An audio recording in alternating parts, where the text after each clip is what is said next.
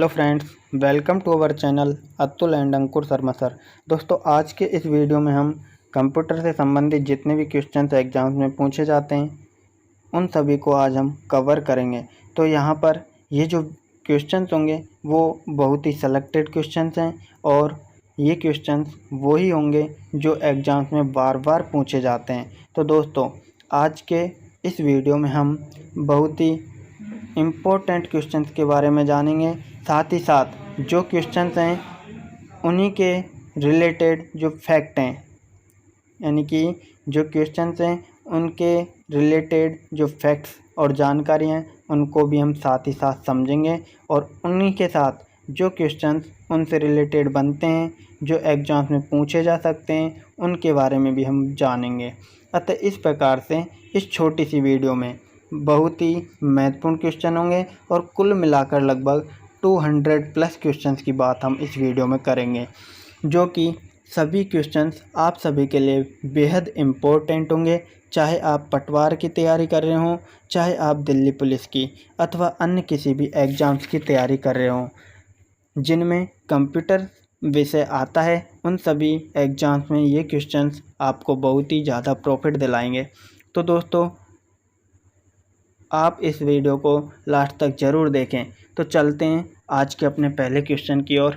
हाँ दोस्तों, पहला क्वेश्चन स्टार्ट करने से पहले मैं आपको एक बात और बता दूं कि अगर आपको किसी भी क्वेश्चन का आंसर पता हो या फिर आपको उस क्वेश्चन का आंसर आता हो तो आप अपना आंसर ज़रूर लगाएं, यानी कि अपना आंसर कमेंट बॉक्स में ज़रूर दें।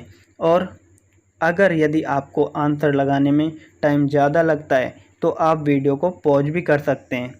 इसी के साथ हम देखते हैं पहला क्वेश्चन। तो हमारा पहला क्वेश्चन है कि दुनिया का पहला प्रोग्रामर किसे माना जाता है। क्या है हमारा पहला क्वेश्चन? तो क्वेश्चन में पूछा है कि दुनिया का पहला प्रोग्रामर किसे माना जाता है। इस क्वेश्चन का आंसर होगा, जो हमको अगर आता है तो सबसे पहले कमेंट में करना है, option A, option B, option C, option D, इनमें से कौन सा होगा।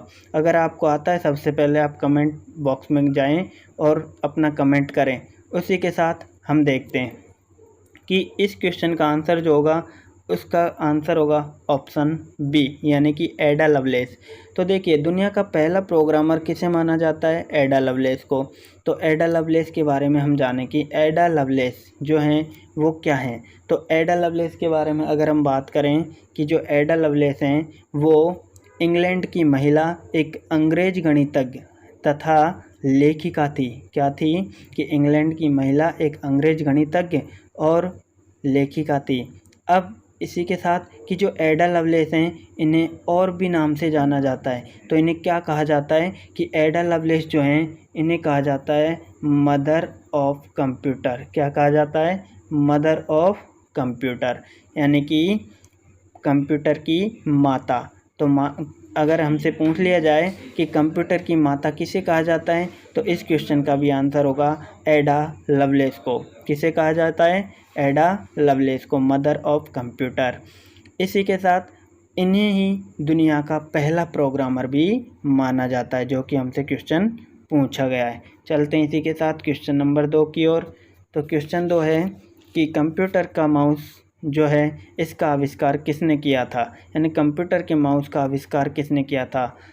तो option A, option B, option C या ऑप्शन डी, इनमें से कौन सा है? अगर आपको आता है सबसे पहले कमेंट करें, उसके बाद हम देखते हैं। तो देखिए, इस क्वेश्चन का आंसर होगा ऑप्शन सी, यानी कि डगलस एंगलबर्ट। क्या होगा?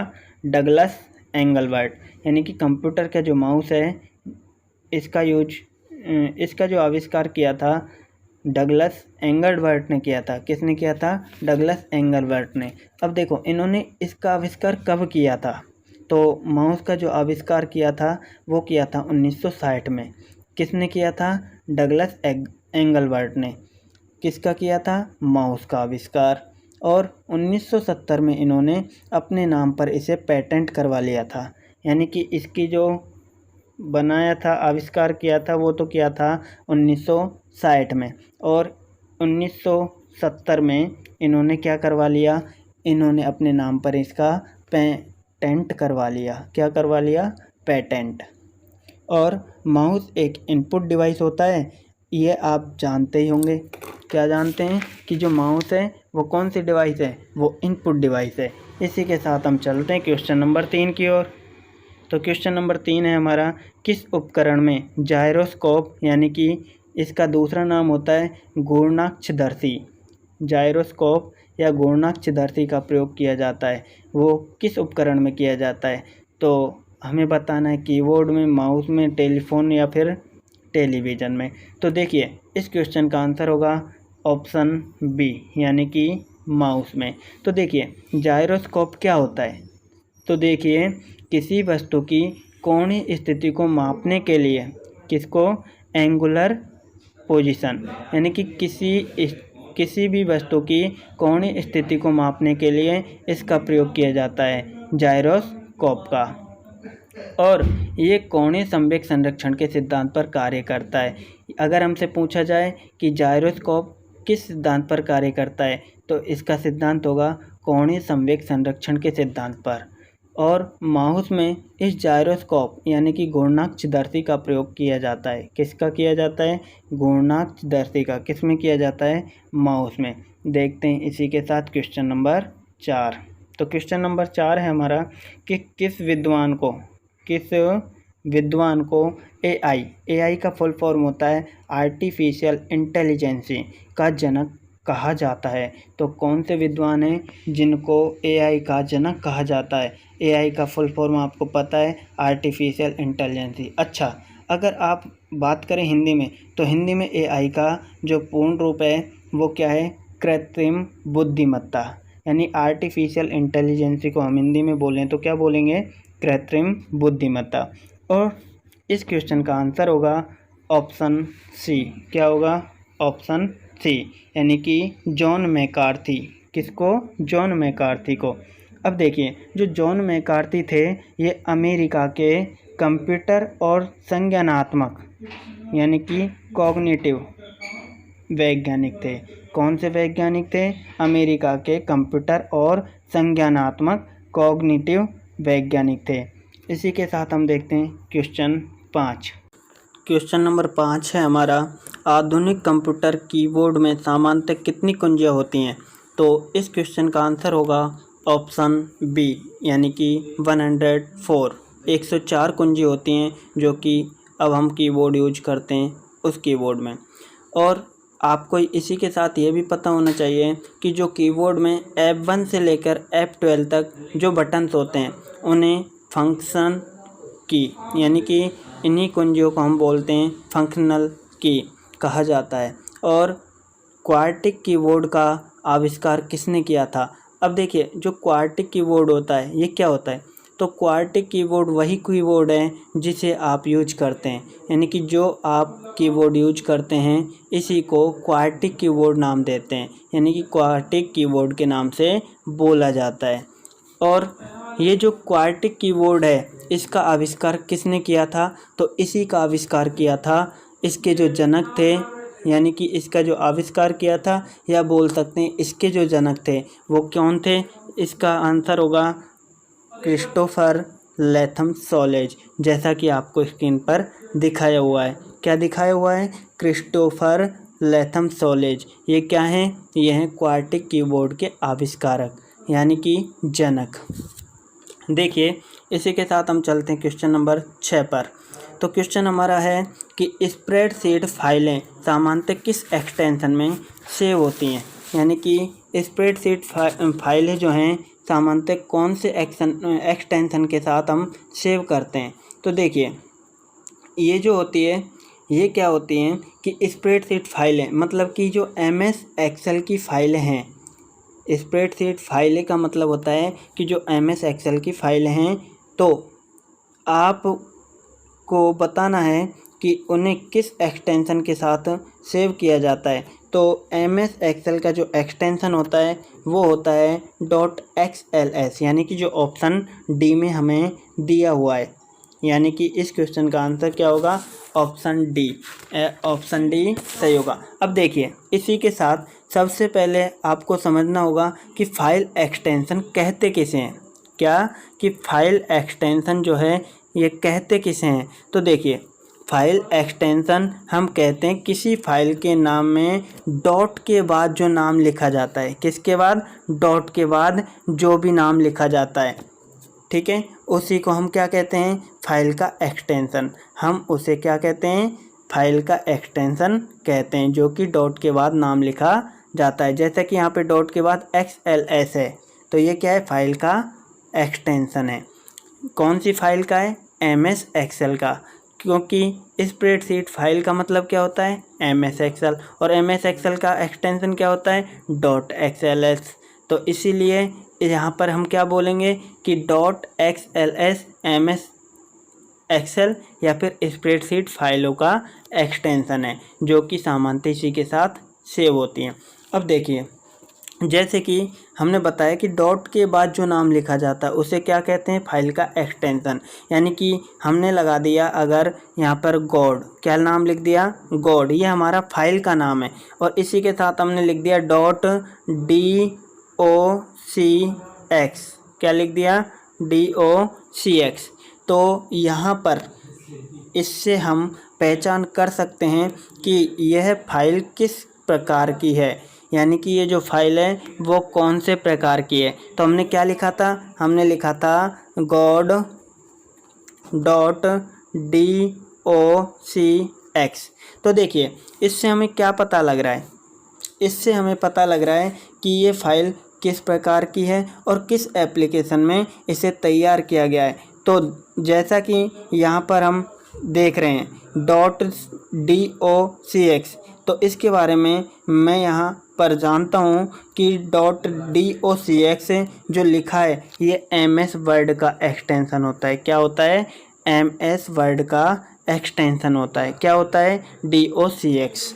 और ये जो है इसका मतलब क्या हुआ कि ये जो फाइल है वो MS वर्ड की फाइल है। क्या है ये, MS वर्ड की फाइल, मतलब कि जो docx है वो MS वर्ड का एक्सटेंशन है। और यदि इसी प्रकार से यहाँ लिखा होता कि .xls, क्या लिखा होता, गॉड के साथ लिखा होता god.xls, तो हम क्या बोलते हैं, हम बोलते हैं कि ये जो है, ये जो फाइल है वो किसकी है, वो MS Excel में फाइल है, यानी कि MS Excel की फाइल है। और देखिए यहाँ पर जो गॉड नाम लिखा हुआ है, ये गॉड नाम क्या है, ये फाइल का नाम है। क्या है ये, फाइल का नाम, यानी कि गॉड नाम की फाइल है और वो MS Excel में सेव है। और अगर हम बोल देते हैं कि .docx, तो इसका मतलब है कि गॉड नाम की फाइल है और वो किस में सेव है, वो MS वर्ड में सेव है, MS वर्ड में सेव है। और MS Excel का एक्सटेंशन क्या होता है, वो होता है .xls। और पावर पॉइंट का क्या होता है, उसका भी हमें जानना है। तो देखिए MS Excel का क्या होता है, .xls, जो कि हमको ऑप्शन डी में दिया हुआ है। और पावर पॉइंट का क्या होता है, पावर पॉइंट का होता है .pptx। क्या होता है, .pptx। और अभी हमने देखा कि MS जो वर्ड है उसका क्या होता है, तो उसका होता है ऑप्शन ए में जो दिया हुआ है, यानी कि .docx। तो इस तरीके से ये तीनों ही बहुत इम्पोर्टेंट एक्सटेंशन होते हैं, इनको आप याद रखिए। अब चलते हैं क्वेश्चन नंबर 7 की ओर। क्वेश्चन नंबर 7 है हमारा कि निम्नलिखित में से कौन सा एक सर्च इंजन नहीं है। तो सर्च इंजन, यहाँ पर बात किसकी हो रही है, सर्च इंजन की। तो देखिए सबसे पहले हम देखते हैं कि इस क्वेश्चन का आंसर क्या होगा। इस क्वेश्चन का आंसर होगा ऑप्शन डी, यानी कि क्रोम। क्या नहीं है, क्रोम। तो क्रोम एक सर्च इंजन नहीं है, क्योंकि क्रोम क्या होता है, एक ब्राउज़र होता है। क्या होता है, एक ब्राउज़र। तो सबसे पहले आपको जानना चाहिए कि सर्च इंजन होता क्या है। क्या जानना है आपको, सबसे पहले आपको जानना है कि ये जो सर्च इंजन बोला गया है ये होता क्या है, कि सर्च इंजन क्या होता है। तो देखिए सर्च इंजन एक प्रोग्राम है। क्या है, एक प्रोग्राम जो इंटरनेट के असीमित डेटाबेस से यूजर के सवालों की खोजता है। किसको खोजता है? कि सर्च इंजन एक प्रोग्राम है और जो इंटरनेट के असीमित डेटाबेस से यूजर के सवालों को खोजता है। किसे खोजता है? यूजर के सवालों को इंटरनेट के असीमित डेटाबेस से। तो यहाँ आपको अब ब्राउज़र को भी समझना है। किसको समझना है? ब्राउज़र को, कि ब्राउज़र क्या है। क्या समझना है? कि ब्राउज़र क्या होता है। तो ब्राउज़र क्या है? तो ब्राउज़र एक एप्लीकेशन सॉफ्टवेयर है। क्या है एक ब्राउज़र? ब्राउज़र एक एप्लीकेशन सॉफ्टवेयर है जो इंटरनेट पर मौजूद वेबसाइट्स को खोलने में मदद करता है।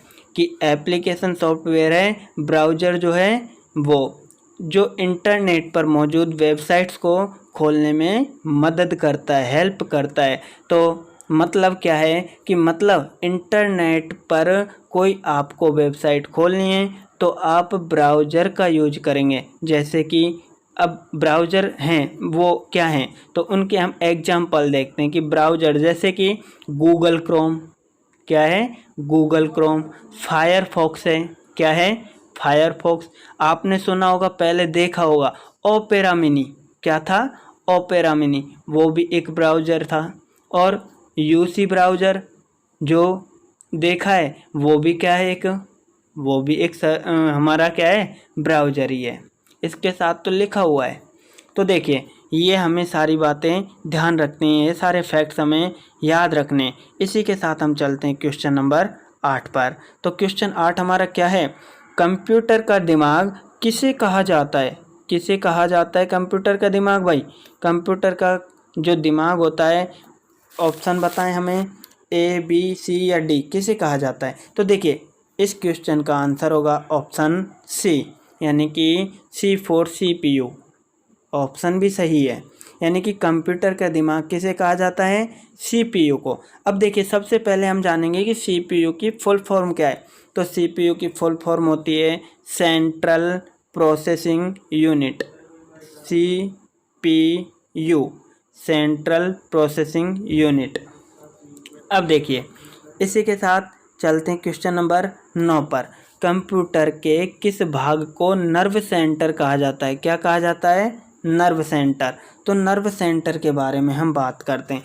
तो देखिए, इस क्वेश्चन का आंसर क्या होगा? सबसे पहले हमें बताना है कि कंप्यूटर के किस भाग को नर्व सेंटर कहा जाता है। इस क्वेश्चन का आंसर होगा ऑप्शन ए, यानी कि CPU भाग को। कौन सा पार्ट है? CPU। अब देखिए, सबसे पहले CPU की फुल फॉर्म। तो CPU की फुल फॉर्म क्या होती है? नियंत्रण इकाई, हिंदी में अगर बात करें तो। और इंग्लिश में अगर बात करें तो C फॉर कंट्रोल और U फॉर यूनिट, यानी कि कंट्रोल यूनिट। CPU का जो फुल फॉर्म है वो क्या होता है? Control unit. अब देखिए, जो CPU है, तो CPU को क्या कहा जाता है? Nerve centre. तो कंप्यूटर के किस भाग को नर्व सेंटर कहा जाता है? इस क्वेश्चन का आंसर हो गया CPU को। जो CPU है वो, तो CPU का एक मुख्य भाग या एक मुख्य घटक होता है। क्या होता है? CPU का एक मुख्य भाग या मुख्य घटक होता है। इसे ही कंप्यूटर का नर्व सेंटर या नाड़ी तंत्र या नियंत्रण इकाई कहा जाता है। इसके 3 नाम होते हैं, याद रखिए, कि नर्व सेंटर भी कहा जाता है, या फिर इसका दूसरा नाम है नाड़ी तंत्र, या फिर इसको हम बोल सकते हैं नियंत्रण इकाई। इसका मतलब कंट्रोल यूनिट, इसको नियंत्रण करने वाला। अब देखिए, इसी के साथ हम देखते हैं क्वेश्चन 10। क्या देखते हैं? क्वेश्चन 10 को। क्वेश्चन 10 ये रहा। हाँ जी, तो क्वेश्चन 10 क्या है हमारा? एक निबल में कितने बिटों के बराबर होता है? एक निबल जो होता है वो कितने बिटों के बराबर होता है? तो देखिए, इस क्वेश्चन का आंसर क्या होगा? इस क्वेश्चन का आंसर होगा ऑप्शन ए, यानी कि एक जो निबल होता है वो 4 बिटों के बराबर होता है। किसके बराबर होता है? 4 बिटों के। तो देखिए, इसी से रिलेटेड यहाँ पर ये बहुत ही ज़्यादा महत्वपूर्ण क्वेश्चन है। और यहाँ से, यानी कि जो कंप्यूटर मेमोरी मेजरमेंट होता है, कंप्यूटर मेमोरी मेजरमेंट जो होता है, हमेशा यहाँ से एक क्वेश्चन ज़रूर पूछा जाता है। तो याद रखिए, हम इससे रिलेटेड सारी यूनिट्स में यानी कि जो भी मेजरमेंट हैं उनको हम जानेंगे। तो कंप्यूटर की सबसे छोटी इकाई होती है बिट। क्या होती है? बिट। लेकिन इससे भी छोटी होती है निबल। कंप्यूटर की सबसे छोटी इकाई कौन सी होती है? बिट। लेकिन इससे भी छोटी इकाई होती है निबल।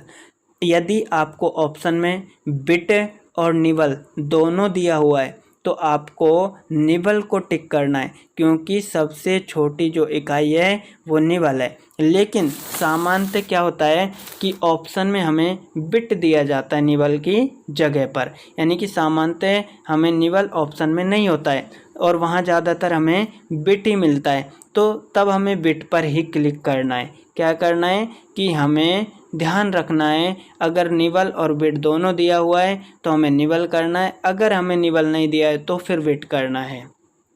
इसी प्रकार हम आगे भी देख लेते हैं। तो देखिए, हमें सबसे पहले यहाँ पे दिया हुआ है कि एक निबल में 4 बिट होते हैं। कितने बिट होते हैं? एक निबल में 4 बिट। अगर हम 8 बिटों को मिला दें तो 1 बाइट बनता है। क्या बनता है? 1 बाइट। कब बनता है? 8 बिट को मिलाकर। एक निबल यानी कि 4 बिट। अगर 8 बिट ले लें तो हमारा क्या बन जाएगा? 1 बाइट। या फिर हम ये बोल सकते हैं 2 निबल के बराबर भी 1 बाइट होता है। क्या होता है? 1 बाइट जो होता है वो 2 निबल के बराबर भी हो सकता है। इसी के साथ हम देखते हैं निबल से आगे। तो देखिए, ये है हमारा बाइट वाला। अब देखिए, अगर 1024 बाइट दिया हुआ हो तो इसका मतलब है 1 KB यानी कि 1 किलोबाइट। 1024 बाइट में होते हैं 1 किलोबाइट यानी कि 1 KB। और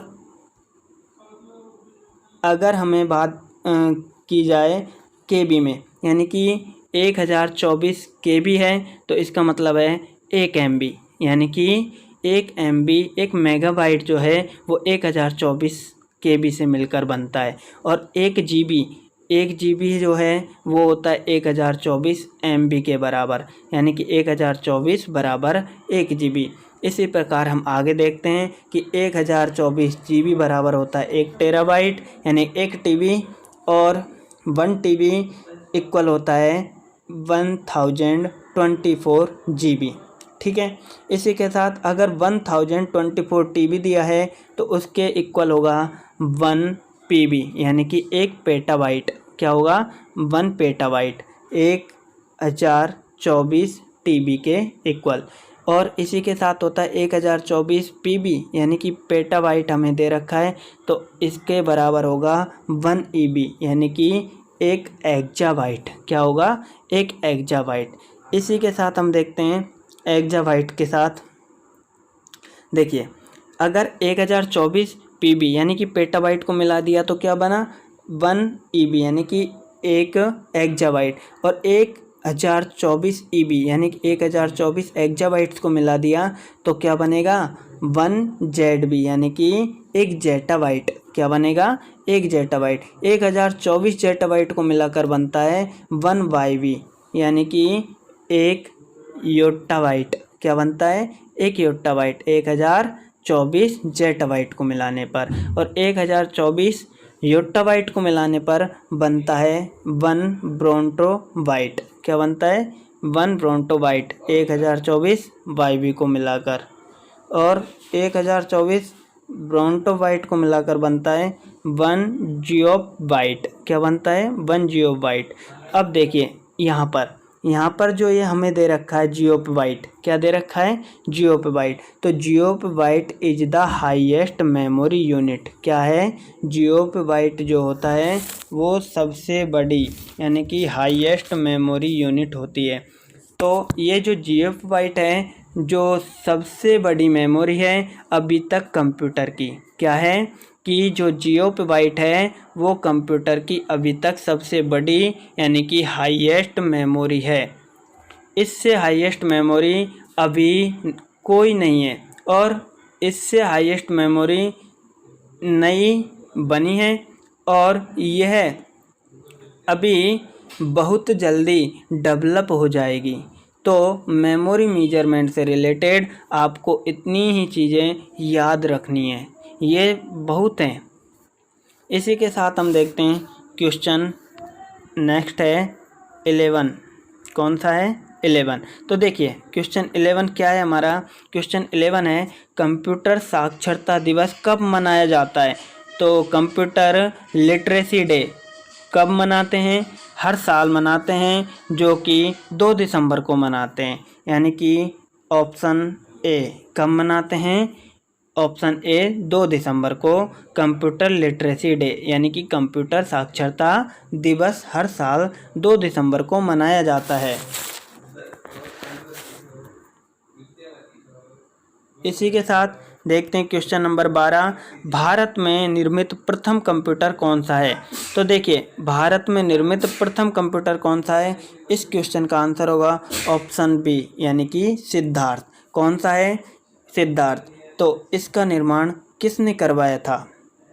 इसका निर्माण किसका? सिद्धार्थ कंप्यूटर, जो कि भारत में बना हुआ सबसे पहला कंप्यूटर था सिद्धार्थ। इसका निर्माण किसने करवाया था? इसका निर्माण करवाया था इलेक्ट्रॉनिक कॉरपोरेशन ऑफ इंडिया ने। किसने करवाया था? इलेक्ट्रॉनिक कॉरपोरेशन ऑफ इंडिया ने इसका निर्माण करवाया था। अच्छा, एक और क्वेश्चन पूछा जाता है एग्जाम में कि भारत का प्रथम सुपर कंप्यूटर कौन सा था? ये तो था कि भारत में निर्मित प्रथम कंप्यूटर यानी कि जो सबसे पहले बना था, पहले नंबर पर जो कंप्यूटर बना था वो था सिद्धार्थ। और अगर हमसे पूछा जाए कि भारत का प्रथम सुपर कंप्यूटर कौन सा था, तो भारत का जो प्रथम सुपर कंप्यूटर था वो था परम 8000 यानी कि 8000। परम 8000 जो था वो क्या था? भारत में बना प्रथम सुपर कंप्यूटर। भारत का प्रथम सुपर कंप्यूटर था वो था परम 8000 यानी कि परम 8000। इसका निर्माण किसने करवाया था? और इसका निर्माण करवाया था सीडेक ने। किसका? जो कि सुपर कंप्यूटर था भारत का परम 8000, इसका निर्माण करवाया था सीडेक ने। किसने करवाया था? सीडेक ने। और अब चलते हैं हम इसी के साथ अगले क्वेश्चन पर। तो सीडेक कंपनी ने करवा दिया परम 8000 कंप्यूटर का निर्माण। अब देखते हैं क्वेश्चन नंबर 13 है विश्व का प्रथम सुपर कंप्यूटर कौन सा है? देखिए हम पढ़ चुके हैं भारत का प्रथम सुपर कंप्यूटर। अभी हमने जो पढ़ा था, हमने जो अभी एक क्वेश्चन बताया था क्वेश्चन नंबर 12 से रिलेटेड, तो वो हमने पढ़ा था कि भारत का प्रथम सुपर कंप्यूटर कौन सा था। वो हमने बताया था परम 8000, जिसका निर्माण सीडेक नाम की कंपनी ने करवाया था। इसी के साथ हम पढ़ रहे हैं अब क्वेश्चन नंबर 13 में। तो ये है विश्व का प्रथम सुपर कंप्यूटर, वो था भारत का, ये है विश्व का। तो ध्यान रखिए, तो विश्व का सुपर कंप्यूटर है वो कौन सा है? इस क्वेश्चन का आंसर क्या होगा? इस क्वेश्चन का आंसर होगा ऑप्शन ए। क्या होगा? Option A. क्या है? क्रे 1S। क्या है? क्रे 1S विश्व का प्रथम सुपर कंप्यूटर है। क्या है? क्रे 1S। अब देखिए, और इसे किसने बनवाया था? तो इसके बारे में हम बात करें तो इसे अमेरिका के क्रे रिसर्च कंपनी ने बनवाया था। किसने बनाया था? अमेरिका के क्रे रिसर्च कंपनी ने बनाया था। अब देखिए इसी के साथ क्वेश्चन नंबर 14। तो क्वेश्चन नंबर 14 है हमारा विश्व के प्रथम इलेक्ट्रॉनिक डिजिटल कंप्यूटर का नाम क्या है? किसका? विश्व के प्रथम इलेक्ट्रॉनिक डिजिटल कंप्यूटर का नाम। तो इलेक्ट्रॉनिक डिजिटल कंप्यूटर का नाम जो कि विश्व का प्रथम है, उसका नाम क्या है? तो इस क्वेश्चन का आंसर होगा ऑप्शन ए ENIAC, ENIAC। क्या होगा? ENIAC, जो कि विश्व का प्रथम इलेक्ट्रॉनिक डिजिटल कंप्यूटर है। अब देखिए, देखते हैं सबसे पहले कि जो हमारा ENIAC है इसका फुल फॉर्म क्या है। तो देखिए इसका फुल फॉर्म होता है ENIAC का, ENIAC का electronic numerical integrator and computer. क्या होता है? Electronic numerical integrator and computer. 1946 में 1946 में इसका निर्माण किसने करवाया था? इसका निर्माण करवाया था जेपी एकर्ट और जॉन मुचली ने। किसने करवाया था? ये देखिए 1946 में इसका निर्माण जेपी एकर्ट और जॉन मुचली के द्वारा किया गया था। किस किस के द्वारा किया था? 1946 में किया गया था। और किस किस के द्वारा किया था? वो किया था जेपी एकर्ट और जॉन मुचली के द्वारा। तो देखिए इसी के साथ हम देखते हैं अगला क्वेश्चन। अगला क्वेश्चन क्या है? 15 क्वेश्चन है हमारा। 15th क्वेश्चन है, देश का पहला कंप्यूटर साक्षर जिला कौन है? तो देश का पहला कंप्यूटर साक्षर जिला कौन सा है? इस क्वेश्चन का आंसर क्या होगा? तो इस क्वेश्चन का आंसर होगा ऑप्शन डी, मलप्पुरम। कौन सा होगा? मलप्पुरम देश का पहला कंप्यूटर साक्षर जिला है। तो देखिए, और पूछा जाए कि यह किस राज्य में स्थित है? जो मलप्पुरम जिला है ये कौन से राज्य में स्थित है? तो ये है केरल राज्य में स्थित। कौन से में है? केरल। केरल कौन सा है ये? मलप्पुरम। तो मलप्पुरम जो जिला है वो केरल राज्य में स्थित है और देश का पहला कंप्यूटर साक्षर जिला है। इसी के साथ देखते हैं क्वेश्चन नंबर 16। इसमें क्या दिया है कि इसमें दिया है हमको इनमें से कौन सा गुण कंप्यूटर का नहीं है। देखिए हमको 4 ऑप्शन दिए हुए हैं, इनमें से हमें बताना है कि कौन सा ऑप्शन है जो कंप्यूटर का गुण नहीं है। तो देखिए गोपनीयता, बुद्धिहीन, विविधता, जल्दी निर्णय। अब इनमें हम बता सकते हैं कि कंप्यूटर का गुण जो नहीं है वो कौन सा नहीं है। इस क्वेश्चन का आंसर होगा ऑप्शन बी कि ये बुद्धिहीन नहीं है। ये बात बिल्कुल सही है। क्या है? कि कंप्यूटर का गुण जो है वो बुद्धिहीन नहीं है, क्योंकि ये बात बिल्कुल सही है। क्यों है ये बात सही? क्योंकि कंप्यूटर में खुद की सोचने की क्षमता नहीं होती है। कंप्यूटर में खुद की सोचने की क्षमता नहीं होती है, तो ये कंप्यूटर का गुण नहीं है और ये कंप्यूटर का क्या है? फिर दोष है। ये कंप्यूटर का दोष है। तो ध्यान रखिए कि जो बुद्धिहीन है वो कंप्यूटर का गुण नहीं है बल्कि उसका दोष है, क्योंकि उसमें खुद की सोचने की क्षमता नहीं होती है। तो ये कंप्यूटर का गुण नहीं है, ये कंप्यूटर का दोष है, कमी है। और बाकी के जो भी ऑप्शन है, गोपनीयता, विविधता, जल्दी निर्णय, ये सभी ऑप्शन जो दे रखे हैं, इन सभी ऑप्शन से हम बोल सकते हैं ये सभी उसके क्या हैं? गुण हैं। कि गोपनीयता भी है, विविधता भी है, यानी कि जल्दी निर्णय भी है। तो ये सारे उसके गुण हो गए कंप्यूटर के। तो देखिए देखते हैं अगला question. Question number 17, BIOS BIOS का पूरा नाम क्या है? तो देखिए इस क्वेश्चन का आंसर होगा ऑप्शन ए, बी, सी या डी। तो इस क्वेश्चन का आंसर हमें बताना है BIOS का पूरा रूप क्या है, यानी कि फुल फॉर्म बतानी है हमको। BIOS की फुल फॉर्म होती है option B, basic input output system. क्या होता है? Basic input output system. B for basic, input output और सिस्टम। अब देखिए इसी के साथ हम देखते हैं क्वेश्चन नंबर 18, कंप्यूटर के प्रोसेसर की गति को निम्नलिखित में से किस में मापा जाता है? तो कंप्यूटर के जो प्रोसेसर है उसकी गति को किस में मापा जाता है? इस क्वेश्चन का आंसर होगा ऑप्शन बी, यानी कि MIPS में। किस में मापा जाता है? MIPS में।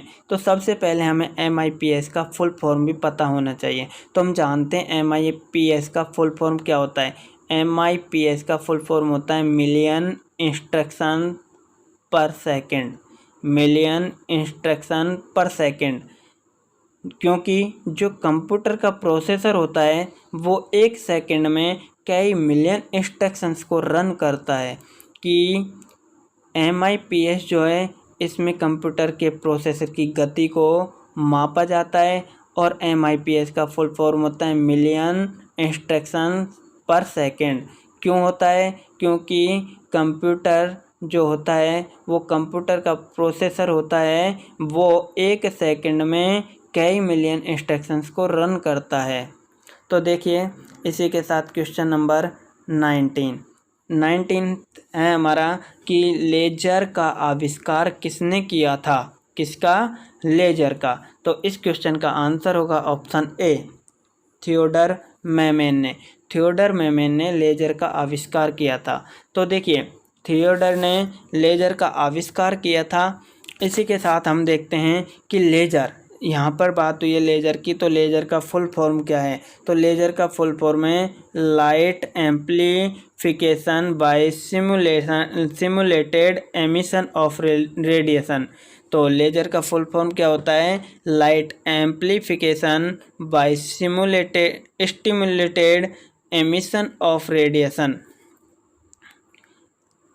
इसी के साथ हम देखते हैं क्वेश्चन नंबर 20 यानी कि 20, बैंकों में चेक व ड्राफ्ट में किसका प्रयोग किया जाता है। ये बहुत ही महत्वपूर्ण क्वेश्चन है, इससे बहुत सारे क्वेश्चंस बनते हैं जो कि एग्जाम्स में बहुत बार पूछे जाते हैं। तो बैंकों में चेक व ड्राफ्ट में किसका प्रयोग किया जाता है। तो देखिए इस क्वेश्चन का आंसर होगा ऑप्शन बी, MICR का।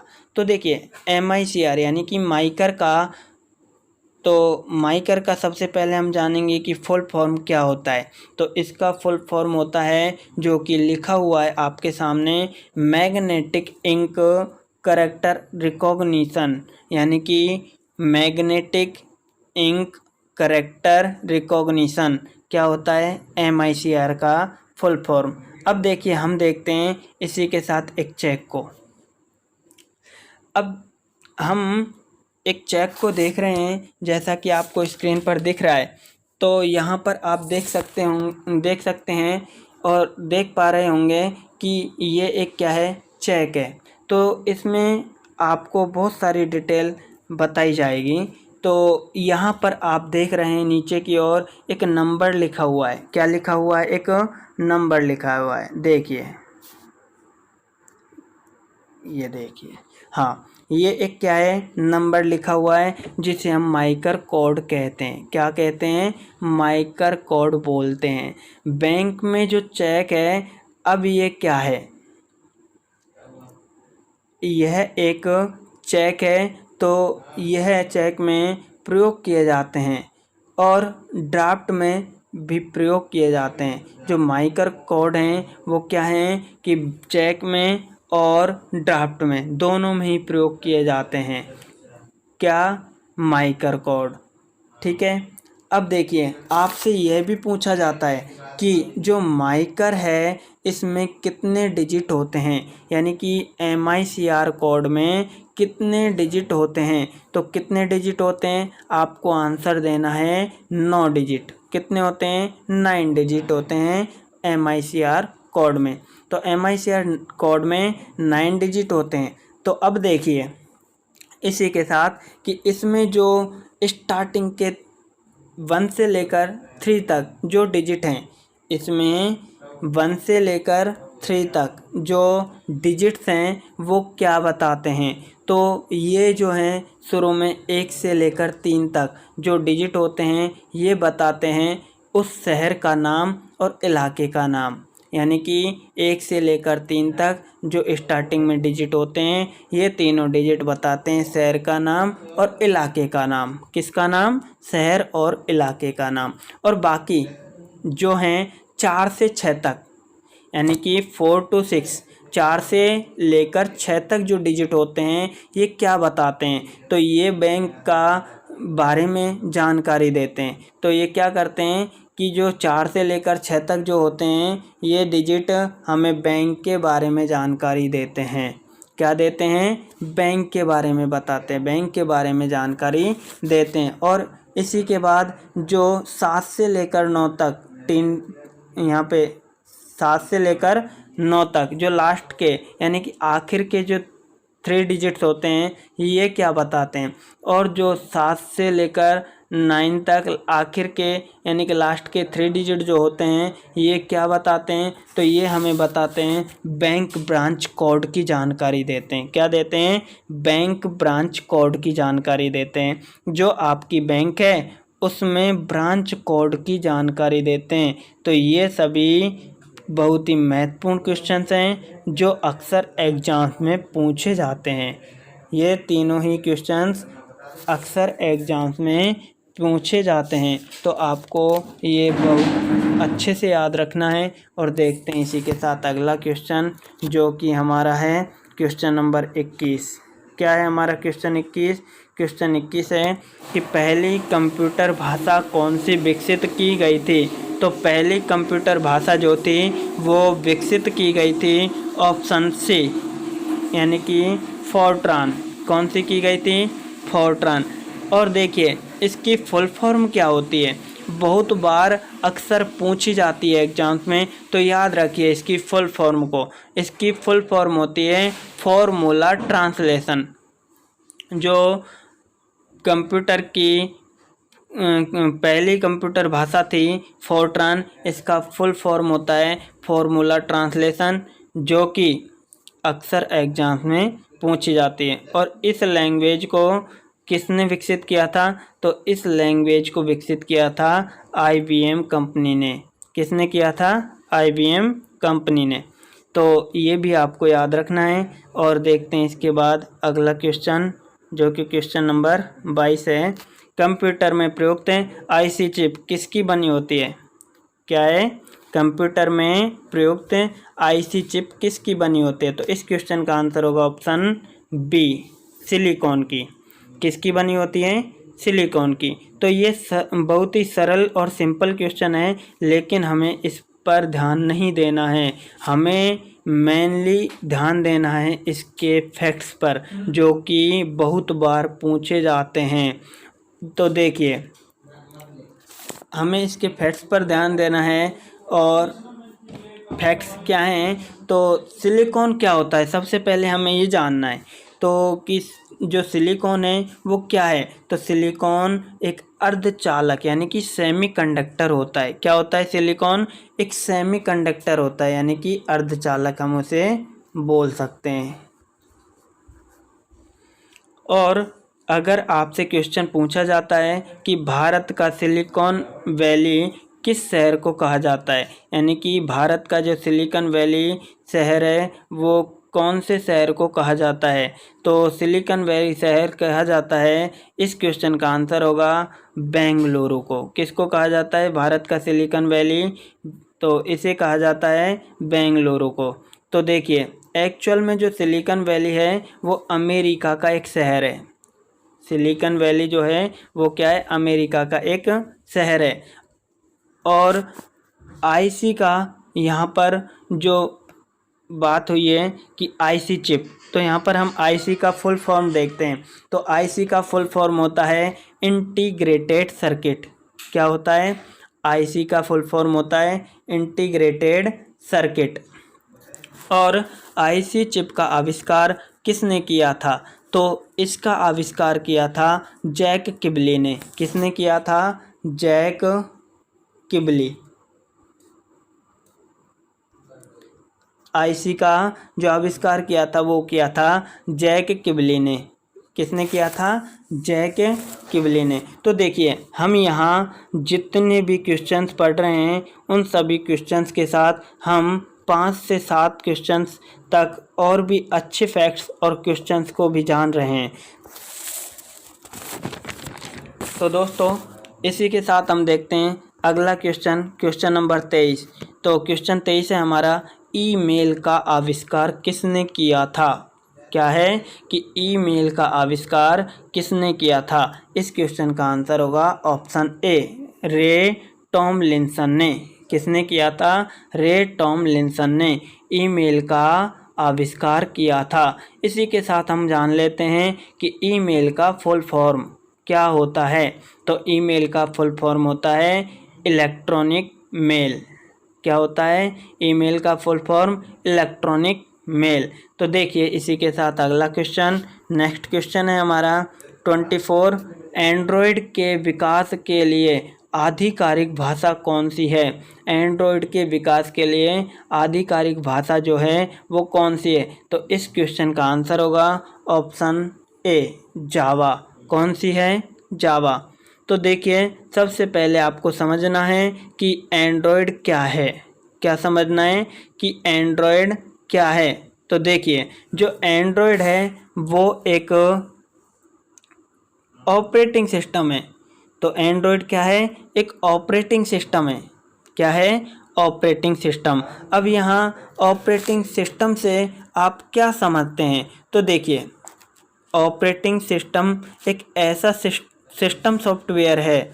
ऑपरेटिंग सिस्टम से आप क्या समझते हैं? तो देखिए कि ऑपरेटिंग सिस्टम एक ऐसा सिस्टम सॉफ्टवेयर है जिसके बिना कोई भी मशीन चालू नहीं होती है। क्या होता है कि एक ऑपरेटिंग सिस्टम एक ऐसा सिस्टम सॉफ्टवेयर है। ऑपरेटिंग सिस्टम क्या है? एक ऐसा सिस्टम सॉफ्टवेयर है जिसके बिना कोई भी मशीन चालू नहीं होती है। और मशीन जो है वो चालू नहीं होती है, इससे मतलब क्या है? तो मशीन चालू नहीं होती है, इससे मतलब है कि मशीन कोई सी भी हो, चाहे वो कंप्यूटर हो, चाहे वो मोबाइल, ये भी मशीन ही है। चाहे वो कंप्यूटर हो, चाहे वो मोबाइल, मशीन कोई सी भी हो, चाहे वो कंप्यूटर हो, चाहे वो मोबाइल हो, ऑपरेटिंग सिस्टम के बिना वो चालू नहीं हो सकती। यानी कि जो मोबाइल हो या कंप्यूटर हो वो बिना ऑपरेटिंग सिस्टम के चालू नहीं हो सकते। तो बाकी के जो एप्लीकेशन सॉफ्टवेयर हैं वो बाद में चलेंगे। सबसे पहले तो उस मशीन को एक ऑपरेटिंग सिस्टम की ज़रूरत होगी। किसकी ज़रूरत होगी? एक ऑपरेटिंग सिस्टम की। मशीन को सबसे पहले किसकी ज़रूरत होती है? एक ऑपरेटिंग सिस्टम की। बाकी के जो बाकी एप्लीकेशंस हैं, एप्लीकेशन सॉफ्टवेयर हैं, वो बाद में चलेंगे। पहले क्या चलेगा? पहले ऑपरेटिंग सिस्टम की ज़रूरत होगी उस मशीन को। इसी के साथ तो जो एंड्रॉयड है वो क्या है? अब हम जानते हैं कि एंड्रॉयड जो है, जिसकी बात हमने स्टार्टिंग में ही की है कि एंड्रॉयड, तो एंड्रॉयड क्या है? तो एंड्रॉयड एक एप्लीकेशन सॉफ्टवेयर है। क्या है? एक एप्लीकेशन सॉफ्टवेयर है। और एक स्मार्टफोन में इसका यूज किया जाता है। जो एंड्रॉयड है एक एप्लीकेशन सॉफ्टवेयर है और एक स्मार्टफोन में इसका यूज किया जाता है। चाहे स्मार्टफोन किसी भी कंपनी का क्यों ना हो, जैसे कि ओप्पो, वीवो, रेडमी, किसी भी कंपनी का हो, लेकिन जो ऑपरेटिंग सिस्टम रहेगा वो एंड्रॉयड का ही रहेगा। किसका रहेगा? एंड्रॉयड का। तो अच्छा, तो एक क्वेश्चन और भी आपको परीक्षा में पूछा जाएगा कि जो एंड्रॉयड ऑपरेटिंग सिस्टम है इसको किसने डेवलप किया? किसको? एंड्रॉयड ऑपरेटिंग सिस्टम को किसने डेवलप किया था? तो इसको डेवलप किया था, याद रखिए, गूगल ने। किसने किया था? गूगल ने। तो दोस्तों, ये सभी क्वेश्चन और इनके ये सभी इतने ही फैक्ट्स आपको याद रखने हैं। इसी के साथ हम देखते हैं अगला question number 25। Control CTRL, shift और ऑल्ट ALT को क्या कहते हैं? तो देखिए, कंट्रोल, शिफ्ट और ऑल्ट ये तीनों क्या हैं? की हैं, जो हमें कहाँ पर मिलती हैं? ये हमें मिलती हैं हमारे कीबोर्ड पर। तो कीबोर्ड पर जो होती हैं तीन कुंजी, कंट्रोल, शिफ्ट, ऑल्ट, ये तीनों कुंजी को क्या कहते हैं? इन तीनों कीज को क्या कहते हैं? तो इन कीज को कहते हैं ऑप्शन ए, मॉडिफायर की। क्या कहते हैं? मॉडिफायर की। तो दोस्तों, इस क्वेश्चन का हमें आंसर देना है मॉडिफायर की। इसी के साथ हम देखते हैं क्वेश्चन नंबर 26। तो देखिए, क्वेश्चन नंबर 26 है हमारा कि बाइनरी संख्या पद्धति में कितने डिजिट होते हैं? किसमें? बाइनरी संख्या पद्धति में। तो बाइनरी संख्या पद्धति में कितने डिजिट होते हैं? इस क्वेश्चन का आपको आंसर देना है, जो कि आप कमेंट बॉक्स में देंगे। ऑप्शन दिया हुआ है A, B, C, D 2, 4, 8, 16। तो बाइनरी संख्या पद्धति में कितने डिजिट होते हैं? आप सभी को इसका आंसर कमेंट बॉक्स में देना है। इसी के साथ हम देखते हैं अगला क्वेश्चन। तो देखिए, ये अब हमने जो क्वेश्चन पढ़े इनसे ही रिलेटेड भी हैं और इनके अतिरिक्त एक्स्ट्रा क्वेश्चंस भी होंगे, जो कि और अन्य महत्वपूर्ण क्वेश्चन हैं। तो सबसे पहले हम देखते हैं क्वेश्चन नंबर 1। कंप्यूटर के आविष्कारक कौन हैं? तो कंप्यूटर के आविष्कारक कौन हैं, इसके बारे में आप बताएं। तो देखिए, सबसे पहले जानेंगे कि कंप्यूटर के आविष्कारक कौन थे। तो इसका राइट आंसर होगा ऑप्शन सी। क्या होगा? Option C, Charles Babbage. कौन है कंप्यूटर के आविष्कारक? Charles Babbage. इसी के साथ हम देखते हैं क्वेश्चन नंबर 2। सबसे पहला कंप्यूटर का नाम क्या था? सबसे पहले जो कंप्यूटर था उसका नाम क्या था? उसका नाम था, क्वेश्चन 2 का आंसर होगा ऑप्शन बी, यानी कि ENIAC। कौन सा है? ENIAC, ENIAC। यह वर्ल्ड का सबसे पहला कंप्यूटर था। ENIAC वर्ल्ड का सबसे पहला कंप्यूटर था। अब देखते हैं क्वेश्चन नंबर 3। आधुनिक कंप्यूटर की खोज सर्वप्रथम कब हुई? तो आधुनिक कंप्यूटर की खोज सर्वप्रथम 1946 कब हुई थी? 1946, यानी कि 1946 में हुई थी। इसी के साथ हम देखते हैं क्वेश्चन नंबर 4। कंप्यूटर के क्षेत्र में महान क्रांति कब से आई? कंप्यूटर के क्षेत्र में जो महान क्रांति आई थी वो कब से आई थी? तो ये क्वेश्चन बहुत ज़्यादा बार एग्जाम्स में पूछा गया है। इसका आंसर क्या होगा? तो इस क्वेश्चन का आंसर होगा 1960, यानी कि 1960 में, ऑप्शन डी। 1960 ईस्वी में कंप्यूटर के क्षेत्र में महान क्रांति आई थी। इसी के साथ है क्वेश्चन नंबर 5। हिंदी में कंप्यूटर को क्या बोला जाता है? यानी कि कंप्यूटर का हिंदी नाम क्या है? इस क्वेश्चन का आंसर होगा ऑप्शन बी, संगणक। क्या होता है? संगणक। Question number 6। कंप्यूटर साक्षरता दिवस यानी कि कंप्यूटर लिटरेसी डे कब मनाया जाता है? इस क्वेश्चन का आंसर होगा ऑप्शन डी, 2 दिसंबर को। कब मनाया जाता है? 2 दिसंबर को। इसी के साथ क्वेश्चन नंबर 7। CPU का पूर्ण रूप क्या है? CPU का फुल फॉर्म होता है central processing unit, option A. क्या होगा यहाँ पे राइट? Option A. और अब चलते हैं क्वेश्चन नंबर 8। तो इनमें से कौन सर्च इंजन नहीं है? तो इस क्वेश्चन का आंसर क्या होगा? इस क्वेश्चन का आंसर होगा ऑप्शन डी। क्या होगा? Option D, Wolfram alpha. क्या होगा? वॉल्फ्राम अल्फ़ा, जो कि सर्च इंजन नहीं है। गूगल, याहू और जो हमें दे रखा है बैडू, ये सारे क्या हैं? सर्च इंजन के नाम हैं। इसी के साथ देखते हैं क्वेश्चन नंबर 9। निम्न में से कौन इनपुट इकाई है? तो इनपुट इकाई कौन सी है?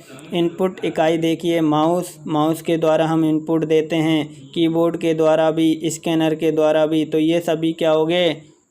सही हैं। तो इसका आंसर होगा ऑप्शन डी, यानी कि ये सभी उपयुक्त सभी जो हैं माउस, कीबोर्ड, स्कैनर, ये सारे इनपुट डिवाइस हैं।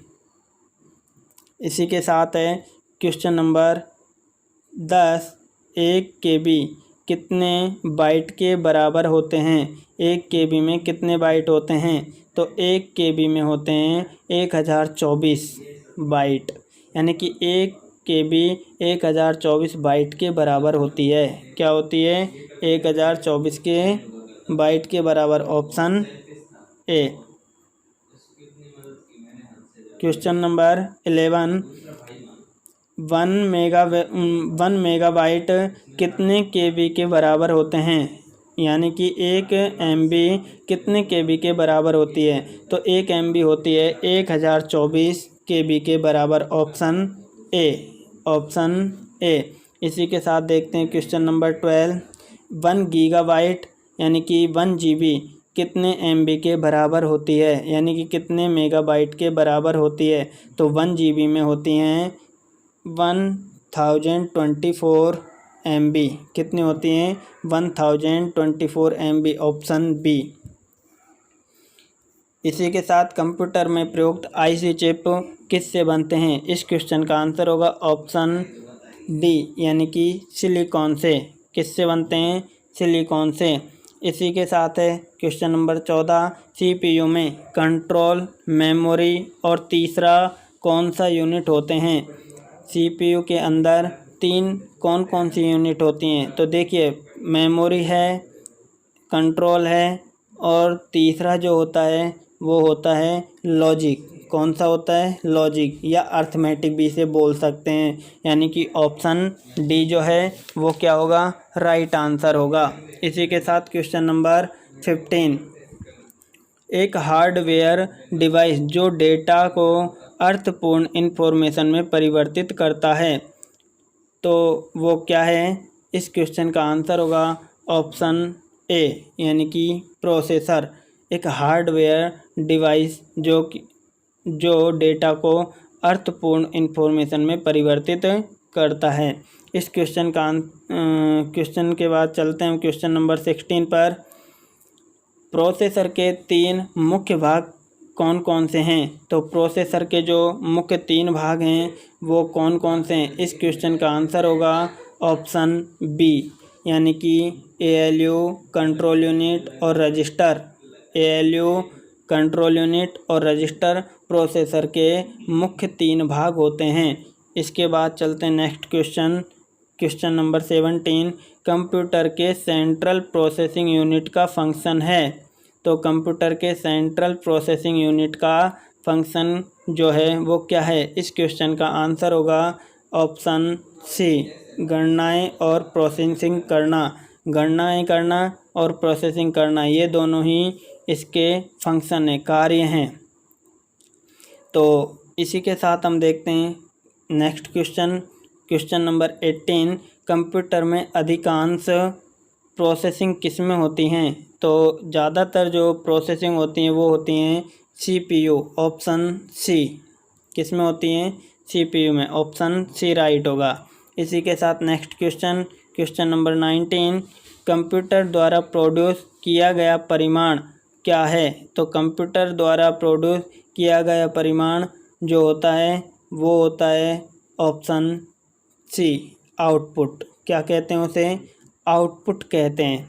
इसी के साथ क्वेश्चन नंबर 20।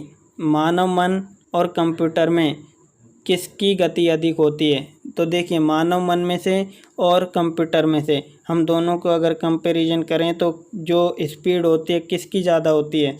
तो मानव मन की या फिर कंप्यूटर की? तो इस क्वेश्चन का आंसर होगा ऑप्शन कौन सा होगा? बी, यानी कि मानव मन। बिल्कुल सही, बिल्कुल सही। हाँ जी। तो मानव मन जो होता है वो क्या होता है?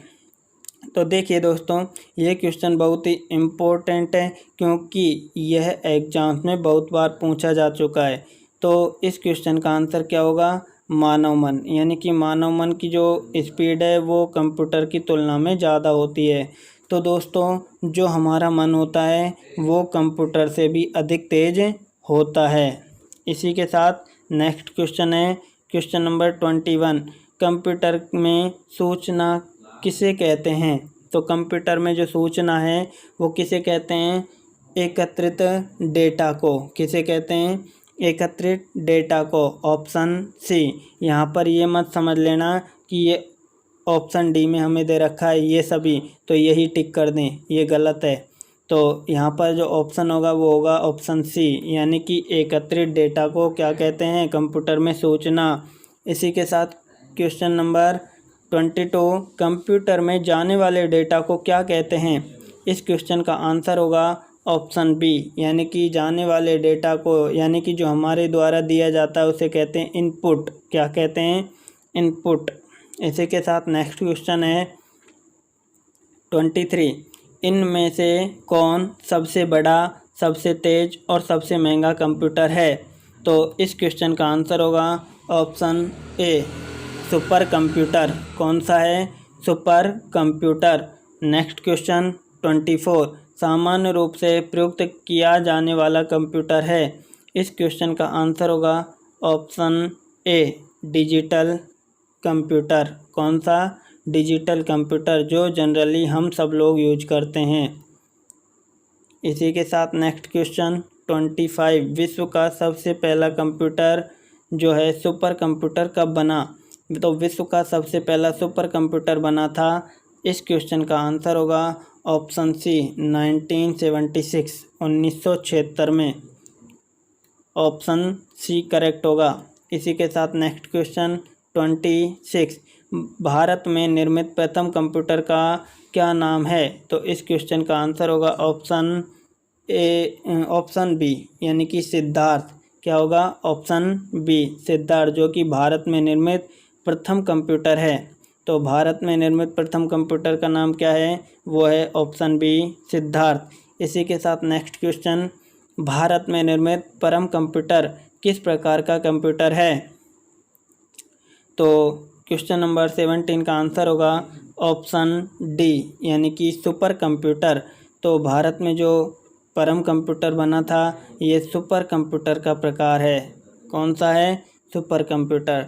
इसी के साथ नेक्स्ट क्वेश्चन है क्वेश्चन नंबर 28। डिजिटल कंप्यूटर किस सिद्धांत पर कार्य करता है?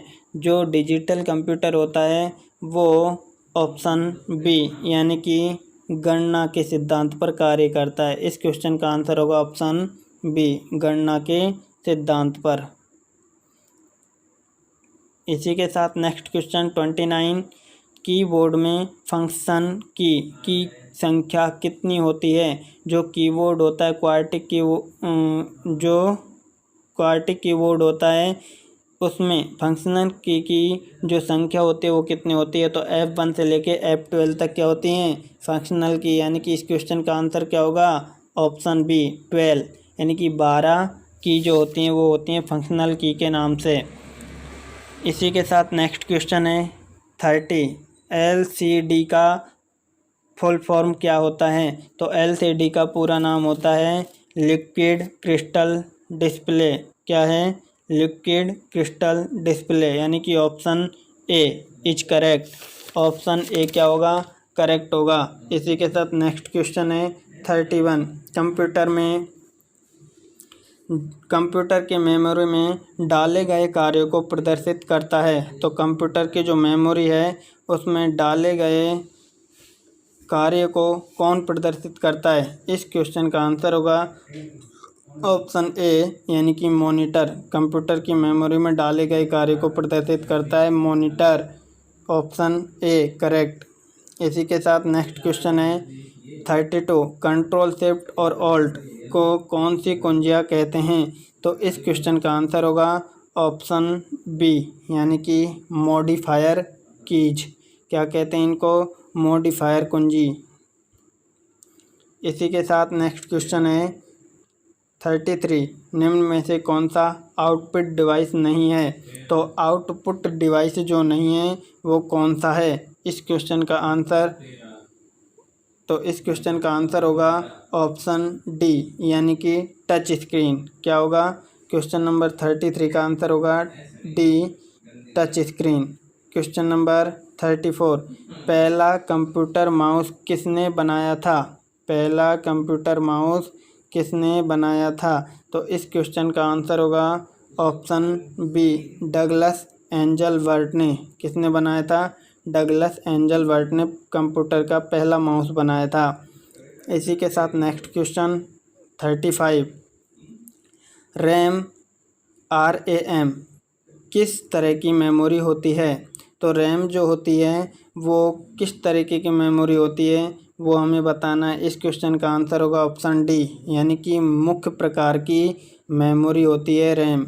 रैम मुख्य प्रकार की मेमोरी होती है, यानी कि ऑप्शन डी करेक्ट होगा। तो देख लेते हैं कि रैम जो है इसका फुल फॉर्म क्या होता है। तो रैम का फुल फॉर्म होता है random access memory, random access memory. इसी के साथ क्वेश्चन नंबर 36, किस मेमोरी में रखा डेटा बिजली जाते ही समाप्त हो जाता है। तो कौन सी मेमोरी है जिसमें अगर डेटा रखा जाए तो अगर बिजली चली जाए तो वो समाप्त हो जाए। तो कौन सी मेमोरी में से रखा जो डेटा होता है बिजली जाते ही समाप्त हो जाता है। इस क्वेश्चन का आंसर होगा ऑप्शन ए, यानी कि रैम में। ये क्वेश्चन भी बहुत बार पूछा गया है एग्जाम में, और इस क्वेश्चन का आंसर क्या होगा, ऑप्शन ए रैम में, यानी कि रैम में रखा गया डेटा बिजली जाते ही समाप्त हो जाता है। और यह ऐसी मेमोरी है जो क्या होती है कि बिजली जाते ही समाप्त हो जाती है, और इसका फुल फॉर्म क्या है, रैंडम एक्सेस मेमोरी, रैम का। क्वेश्चन नंबर 37, कौन डिवाइस प्रोग्राम और डेटा के बीच का अंतर समझ सकती है। तो कौन सी डिवाइस है जो प्रोग्राम और डेटा के बीच का अंतर समझ सकती है। इस क्वेश्चन का आंसर होगा ऑप्शन डी माइक्रो प्रोसेसर। कौन सा है, माइक्रो प्रोसेसर जो डिवाइस है वो डेटा और प्रोग्राम के बीच का अंतर समझ सकती है। इसी के साथ है नेक्स्ट क्वेश्चन 38, निम्नलिखित में से क्या स्टोरेज डिवाइस का उदाहरण नहीं है। तो इनमें से कौन सा जो है स्टोरेज डिवाइस का उदाहरण यानी कि एग्जाम्पल नहीं है। तो इस क्वेश्चन का आंसर होगा ऑप्शन डी, यानी कि रैम। रैम जो है वो स्टोरेज डिवाइस का एग्जाम्पल नहीं है। नेक्स्ट क्वेश्चन नंबर 39, सीपीयू के लिए सामान्य गणित परफॉर्म करता है। तो सीपीयू के लिए जो सामान्य गणित परफॉर्म करता है वो करता है एएलयू, यानी कि ऑप्शन सी। ऑप्शन सी क्या होगा, करेक्ट होगा, ALU. Next question number 40, computer का मुख्य पटल कहलाता है। तो कंप्यूटर का जो मुख्य पटल कहलाता है वो क्या है। तो इस क्वेश्चन का आंसर होगा ऑप्शन ए, यानी कि मदरबोर्ड। मदरबोर्ड को कंप्यूटर का मुख्य पटल कहते हैं। इसी के साथ नेक्स्ट क्वेश्चन 41, निम्नलिखित में से कौन सी वैज्ञानिक कंप्यूटर भाषा है। तो ये क्वेश्चन भी बहुत बार एग्जाम्स में पूछा जाता है, तो दोस्तों याद रखिए इसे ज़रूर कि जो वैज्ञानिक कंप्यूटर भाषा है वो है फोर्ट्रान। कौन सी है, ऑप्शन डी, यानी कि फोर्ट्रान। और फोर्ट्रान जो है क्या है, वैज्ञानिक कंप्यूटर भाषा। इसी के साथ हम देखते हैं नेक्स्ट क्वेश्चन नंबर 42। तो 42 क्वेश्चन में बोला है किस कंप्यूटर भाषा का प्रयोग वाणिज्यिक कार्यों में किया जाता है। इस क्वेश्चन का आंसर होगा ऑप्शन बी, यानी कि कोबोल भाषा का। कोबोल का किस में प्रयोग किया जाता है, कोबोल भाषा का प्रयोग किया जाता है वाणिज्यिक यानी व्यापार के कार्यों में, व्यावसायिक कार्यों में। इसी के साथ है नेक्स्ट क्वेश्चन 43, कंप्यूटर भाषा जावा के आविष्कारक कौन थे। यानी कि जो कंप्यूटर की भाषा है जावा, इसके आविष्कारक कौन थे। तो इस क्वेश्चन का आंसर होगा ऑप्शन सी, क्या होगा, ऑप्शन सी, सन माइक्रोसॉफ्ट। ये कौन है, सन माइक्रोसॉफ्ट हैं कंप्यूटर भाषा जावा के आविष्कारक। तो कंप्यूटर की जो भाषा है जावा उसके आविष्कारक हैं सन माइक्रोसॉफ्ट। इन्होंने इसकी खोज की, आविष्कार किया। इसी के साथ नेक्स्ट क्वेश्चन नंबर 44, सारे कंप्यूटर में लागू होती है। तो क्या लागू होती है, यानी कि कौन सी भाषा जो होती है जो लागू होती है। तो यहाँ पे हमें बताना है। तो कंप्यूटर क्या है, एक मशीन है। तो मशीन में क्या होती है, मशीनी लैंग्वेज, यानी कि मशीन भाषा। तो इस क्वेश्चन का आंसर होगा ऑप्शन सी, यानी कि मशीन लैंग्वेज, मशीन भाषा सारे कंप्यूटर्स में लागू होती है। इसके बाद है नेक्स्ट क्वेश्चन 45, इंटरनेट पर प्रयुक्त कंप्यूटर लैंग्वेज है। इंटरनेट पर प्रयुक्त कंप्यूटर लैंग्वेज कौन सी है। इस क्वेश्चन का आंसर होगा ऑप्शन ए, यानी कि जावा। कौन सा है, Java. Next question number 46, computer data store और गणनाएं करने के लिए नंबर सिस्टम का प्रयोग करते हैं। कंप्यूटर डेटा स्टोर और गणनाएं करने के लिए नंबर सिस्टम का प्रयोग करते हैं। इस क्वेश्चन का आंसर होगा option C, binary number system का। किसका करते हैं? बाइनरी नंबर सिस्टम का। तो ध्यान रखिए, बाइनरी के अंदर 2 डिजिट होते हैं, 0 और 1। कौन कौन से होते हैं? 0 और 1। ये 2 डिजिट होते हैं जो बाइनरी नंबर सिस्टम में काम आते हैं। इसी के साथ next question number 47, computer memory की सबसे छोटी इकाई क्या कहलाती है?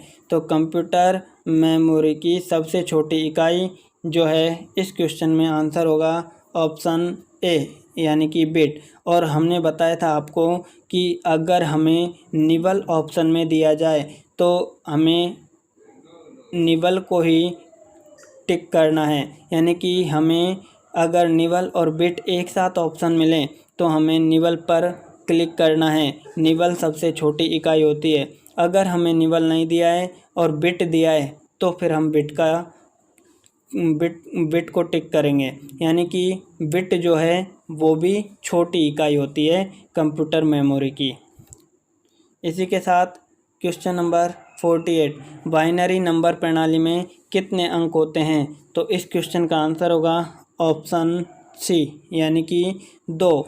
तो 2 अंक कौन कौन से होते हैं? 0 और 1, यानी कि 0 और 1 जो होता है वो होता है हमारा बाइनरी नंबर सिस्टम में ये दोनों अंक। तो 0 और 1 दोनों अंक होते हैं, दोनों डिजिट होते हैं बाइनरी नंबर सिस्टम में। बाइनरी नंबर प्रणाली में 0 और 1 दोनों अंक होते हैं। इसी के साथ नेक्स्ट क्वेश्चन नंबर 49, कंप्यूटर पर इंफॉर्मेशन किस रूप में स्टोर किया जाता है? तो कंप्यूटर पर जो इंफॉर्मेशन है वो स्टोर किया जाता है वो डिजिटल डेटा के रूप में किया जाता है। कंप्यूटर पर जो इंफॉर्मेशन है वो स्टोर की जाती है डिजिटल डेटा के रूप में। ऑप्शन ए आंसर होगा। नेक्स्ट क्वेश्चन है हमारा, और ये है हमारा आखिरी क्वेश्चन नंबर 50, प्रोग्राम में त्रुटि जिससे गलत या अनुपयुक्त परिणाम उत्पन्न होते हैं उसे क्या कहते हैं? तो प्रोग्राम में त्रुटि जिससे गलत या अनुपयुक्त परिणाम उत्पन्न होते हैं उसे क्या कहते हैं? तो इस क्वेश्चन का आंसर क्या होगा? बाइट, बग, यूनिट प्रॉब्लम या प्रोग्रामिंग एरर? तो इस क्वेश्चन का आंसर आप सभी कमेंट में दें, यानी कि इस क्वेश्चन का आंसर आप सभी कमेंट में आंसर देना है। तो आपको इसका आंसर कहाँ देना है? कमेंट में देना है। अगर ये वीडियो आपको अच्छी लगे तो इसे लाइक करें और अपने दोस्तों को भी शेयर करें। Thank you. फिर मिलते हैं नेक्स्ट वीडियो में। जय हिंद, जय भारत। नमस्ते दोस्तों।